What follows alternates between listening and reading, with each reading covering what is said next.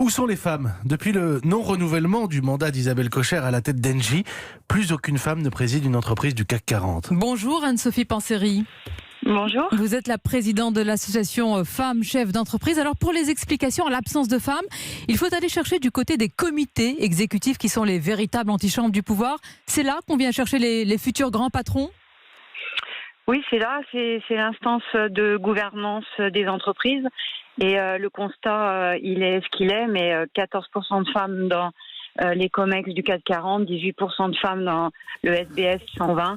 Donc le compte n'y est pas, effectivement. Dans notre dossier, je renvoie nos auditeurs vers le dossier du journal de 7 heures tout à l'heure sur ces femmes à la tête de grandes entreprises. On évoquait le fait que les quotas dans les conseils d'administration ont été efficaces, un succès. Est-ce qu'il faut étendre ce système coercitif au comité exécutif ? Alors moi, je le ferai en deux temps. Premièrement, je pense qu'il faut d'abord faire un vrai plan d'action.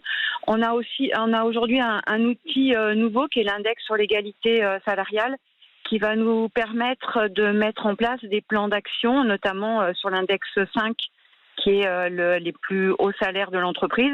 Peut-être le compléter sur un indice des plus hauts salaires, mais par instance dirigeante.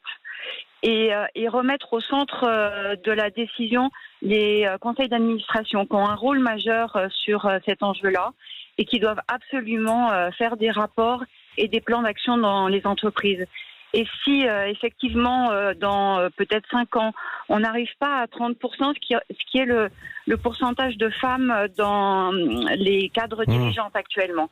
Donc si on n'arrive pas à ce taux-là, oui, je pense qu'il va falloir passer malheureusement, comme souvent en France, par la décision de quota. Malheureusement, comme vous dites. Merci Anne-Sophie Panseri, présidente de l'association Femmes Chefs d'entreprise. Et tiens, il y a une phrase de Françoise Giraud qui me vient à l'esprit, Mathieu. La femme serait vraiment l'égale de l'homme le jour où à un poste important, on désignerait une femme incompétente. Éternel Giraud. Je vais vous renvoyer vers une autre phrase qui sonne moins bien, mais écoutez, ce qu'elle dit, c'était dans l'enquête à 7 heures. Si vous avez investi dans le CAC 40 entre 2007 et 2019, votre portefeuille a perdu 17%. Sauf si vous avez investi dans les 10 entreprises du CAC 60 qui ont le plus de femmes dans leurs instances dirigeantes. Là, votre portefeuille a gagné 134% sur la même période.